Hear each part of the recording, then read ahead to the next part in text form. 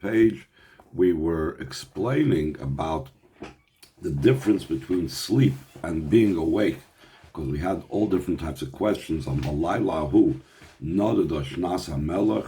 So the Rebbe explained that the idea of sleep means during a time of sleep, then there is no chush havchona. There is no capability of distinguishing and differentiating between different things. It's only the lower soul powers are in activity, like digestion. But the higher soul powers, for example, intellect, that intellect is responsible for differentiation and so on, that does not function. And that's what it means, lo yonuv lo yishon shomer Yisrael, that by Hashem, he doesn't sleep, meaning he has the idea of differentiation and distinction between the Yidden and the nations of the world, and with that becomes recognizable the quality of the Yidden and manifest in this world. So now, the second paragraph on the second page, page 1066, the Mimer is going to speak about, but there are times when things are not the way they're supposed to be. And this is all occurring in result and as a connection to what we are doing. When the state and situation of a person down here below is in the way of his being asleep, why is a person down here below called by the term Adam? What's the significance of the word Adam? Adam means I am likened to above. Like the teaching in the Mizrisha Magid, know that what is above is from you. The everything that's from above comes from you, and it's dependent upon you. It's not just that it's coming from you. We are the ones that manifest it. Like the expression of the Mishnayos in the Gemara. In the very measure that a person measures out, that same measure Hashem measures back to him. So therefore, if a person is asleep down here, so this affects also above the idea of sleep, which means the lack of distinction between the Yidden and the Goyim lahavdol. So let's see how this is by the Nes of Purim. This was also in the time of the miracle of Purim. The Yisrael before the miracle of Purim, the Yidden were a matzav shel yeshnai am echad. So the simple meaning is yeshnai am echad. There exists one nation. What is what Haman said. The Chazal derived and learned the word yeshnai as sheyoshnu from the word sleep. Sheyoshnu min mitzvahs. They were asleep from the mitzvahs. So since the Yidden were asleep at the time prior to the Nes of Purim, therefore the measure of Hashem is measure for measure. That the supernal man was then also in a state of sleeping. Hashem was also in a state of sleeping. What is sleeping? We explained before.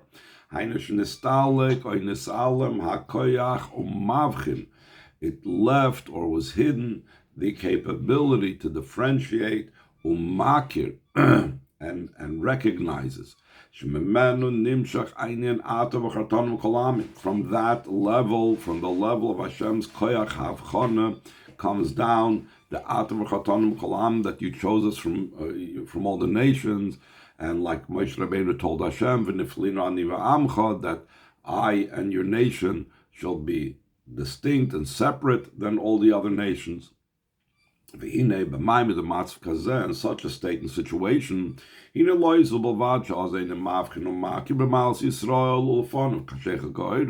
only does Hashem not distinguish and differentiate and recognize the quality of Yidden, and before him, darkness is like light, meaning both the the Yidden and the others are the same.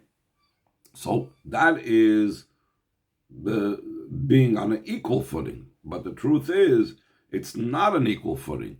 It's even worse. In addition to that, that the natural powers, the powers of nature, are in ascendancy then. In other words, the powers of the world, the powers having to do with the non-Jews.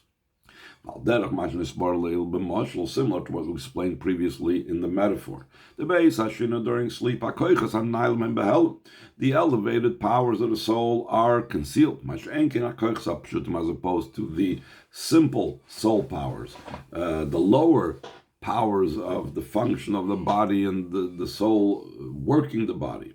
They are more revealed. And now the Rebbe is going to explain, based on this mashal, a very simple question that arises when we talk about this whole topic.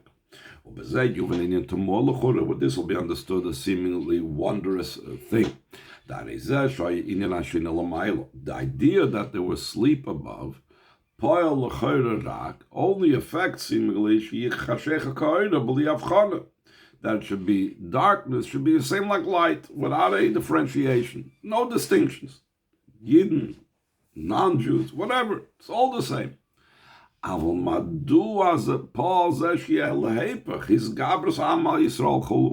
If when a person's asleep, there's no distinction, and we talk about that during the time of Golus, since the Yidden acted then in a way of sleeping. So it evoked by Hashem the idea of sleep, where there was no differentiation between the Yidden and the non-Jews. So why did it affect that the nations overpowered the Yidden? There should be no distinction. They should all be the same. So the Rebbe says, Valpi Anal, according to the above-mentioned analogy and metaphor of the human body when it's asleep, Yuvan, it'll be understood. It's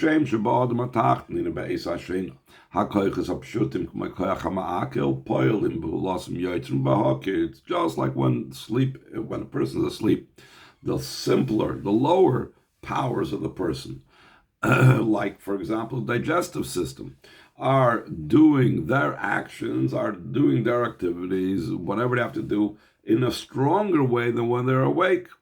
So too, it's in the metaphor above. Concerning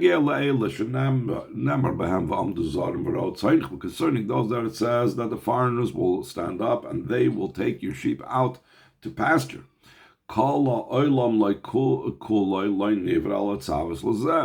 That the entire world was only created to command this one, in other words, the Jewish people. That's similar to the digestive system, which is there to service the rest of the body. The digestive system is not a end in itself. It's to allow the body to function, so we should be able to do all the higher functions of the body, the intellect and the emotions and so on. Similarly, the nations that take out your sheep to graze are to enable us to sit and learn Torah and so on.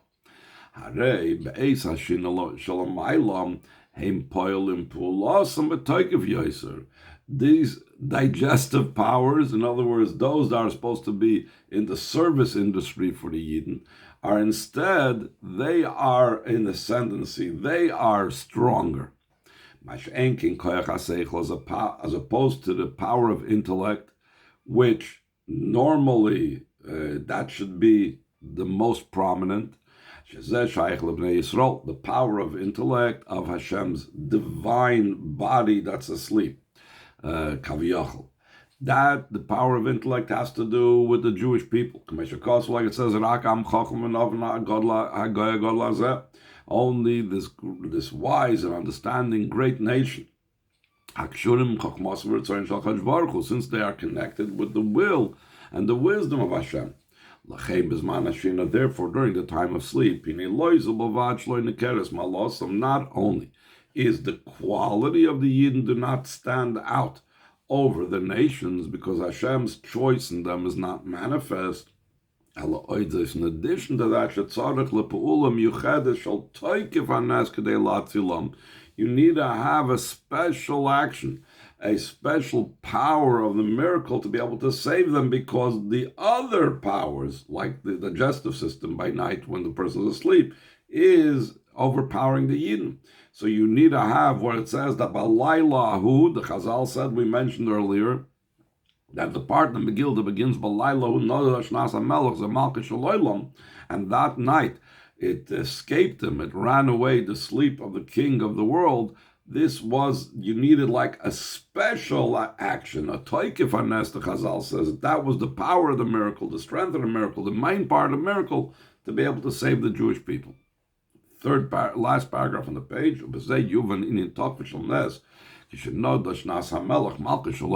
will be understood, the power of the miracle when the sleep of the king of the world escaped him.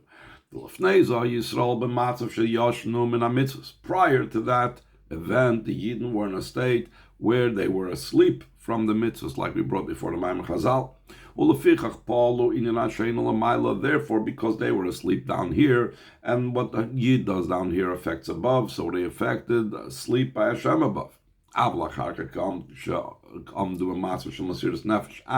they arose in a state of self-sacrifice. To such a degree that for the entire year, from Pesach, when the decree came about, till Adar, it did not arise on their hearts a thought that's foreign to their devotion to Hashem. The idea that this was the whole idea of Mesiras Nefesh, and especially for such a long time, that shows us beyond measure and boundary. Therefore, this influence that the sleep of the king of the world moved from its place. It became just the opposite. What happened by the king down here? He called to bring his book of recollections, his book of writing down things to remember. Indian Sefer Zacharias Divrei Hayomim should be the book of remembrances, the stories, the histories of the days. What does that mean spiritually? Hainu shemshichu inyan hazachroines, that we cause the drawing down of the memory of above, b'divrei hayomim, in the matters of the days. Days is shaloylam hazagashmi, until this physical world, vadloylam hazachumri, in this material world, begolus madei aparis, in the exile of madei aparis. What is the idea of drawing the zechroinus down into the physical world?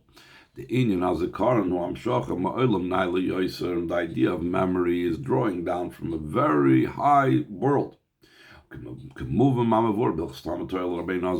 it's understood from what's explained in the laws of Talmud Torah of the Alter Rebbe, not in the Maimer Chassidus, the Rebbe points out. I believe we had this in the previous Maimer.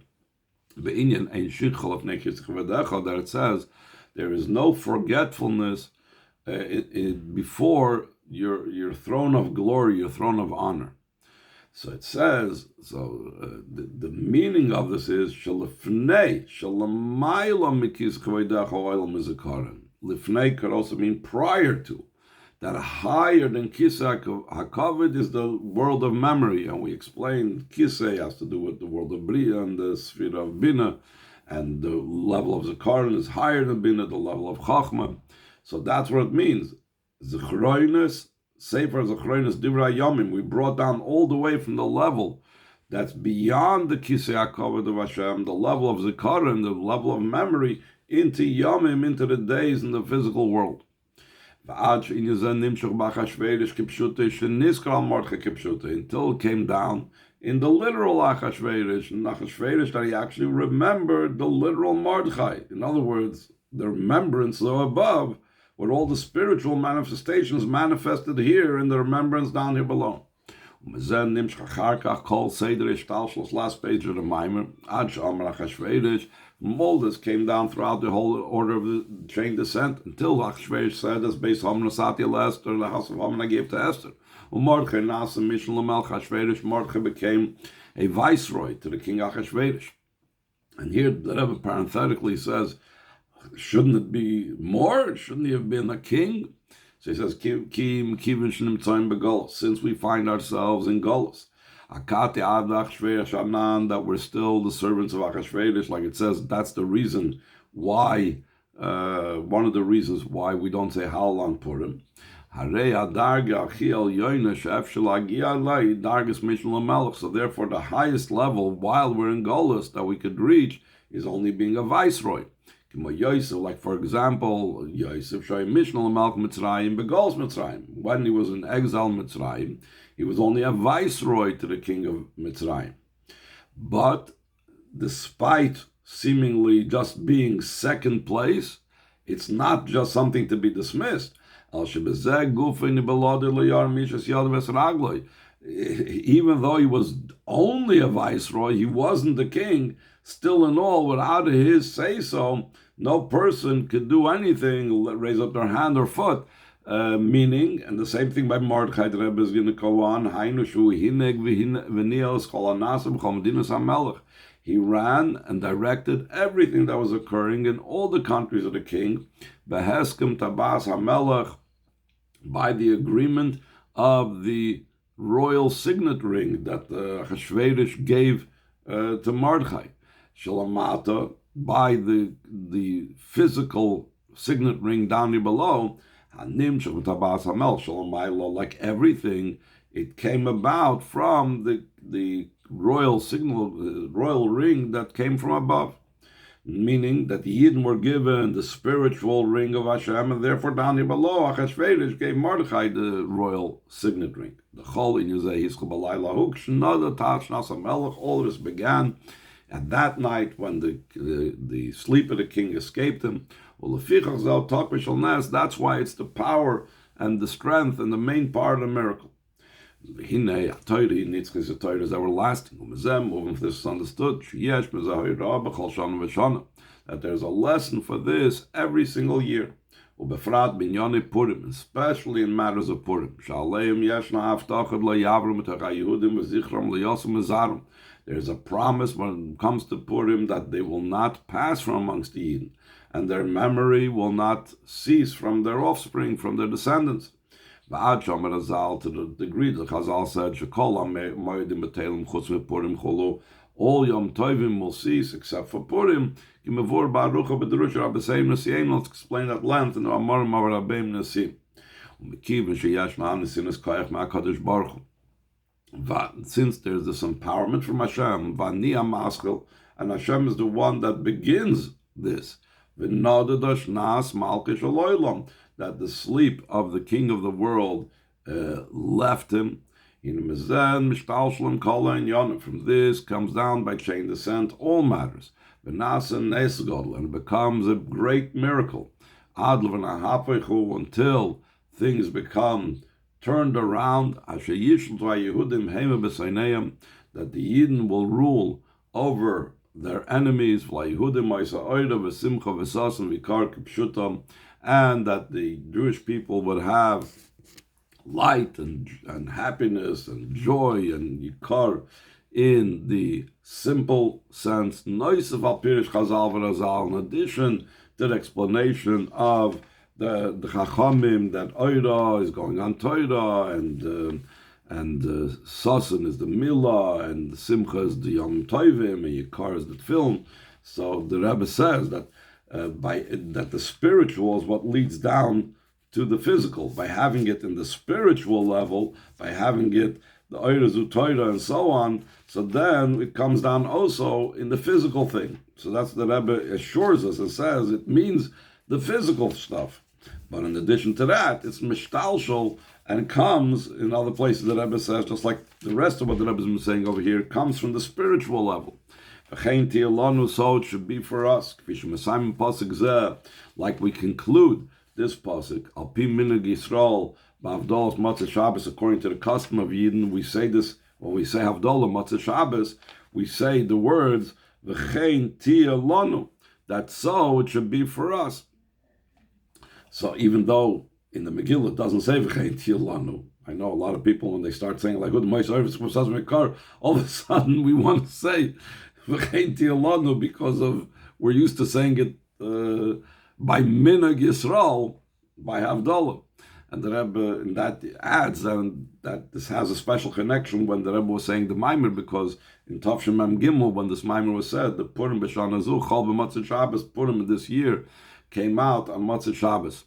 Ubenusach Psak Din Rambam, like the Nusach and the ruling of the Rambam, Miyad Hin Golim, immediately they are redeemed. Mismach Gul Geula, one redemption is brought close to the other redemption. The simple meaning of that Maimon Chazal is talking about if there's a year that has two others, we make Purim the second other to be able to have the Gul of Purim to be close to the Gul of Pesach.